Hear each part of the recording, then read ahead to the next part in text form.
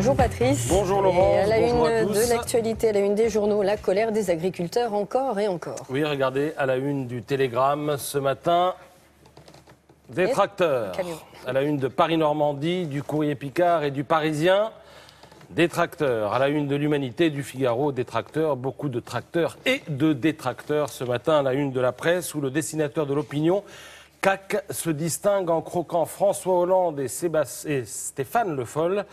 Le ministre de l'Agriculture, en maître nageur sauveteur, cela coulant douce sur une plage. Le Foll regarde dans ses jumelles. J'ai un groupe qui fait de grands signes, dit-il, des éleveurs, je crois. Préviens-moi quand il commence vraiment à se noyer, répond François Hollande, à peine dérangé en pleine lecture de Closer. Oui, évidemment, Closer.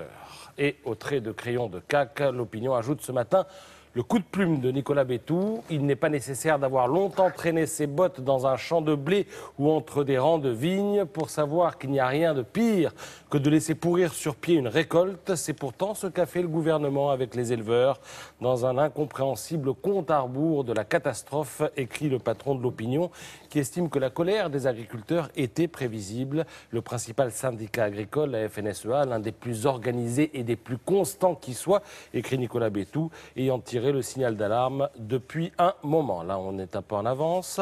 Apparemment, cela n'a servi à rien. Du coup, c'est un plan d'urgence que le gouvernement va proposer tout à l'heure à l'issue du Conseil des ministres. Pour le Figaro, là, on peut y aller.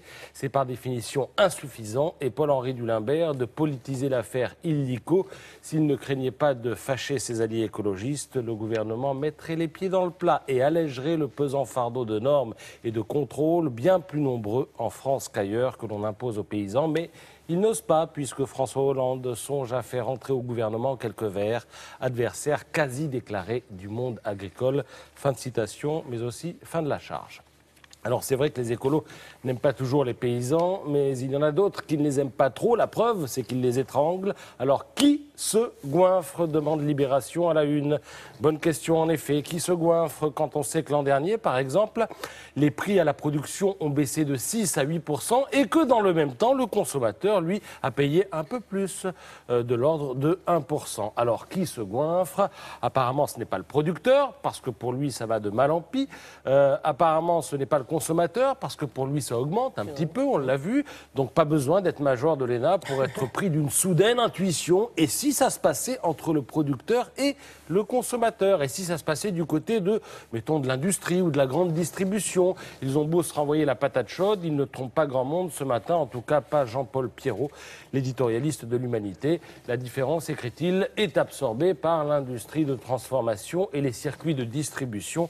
Industriels et grands distributeurs s'étaient engagés à des augmentations auprès des producteurs, des paysans. Mais malheureusement, ces promesses n'ont pas été tenues. Alors la colère, c'est aujourd'hui et après. Eh bien, une autre agriculture est-elle possible? Demandent les dernières nouvelles d'Alsace. Alors apparemment, oui, si j'en crois Laurent Geoffrin dans Libération.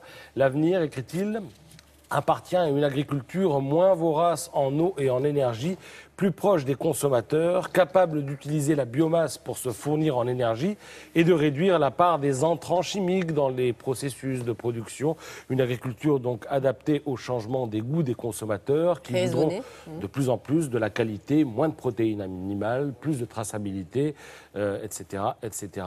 Ça risque de prendre un petit peu de temps.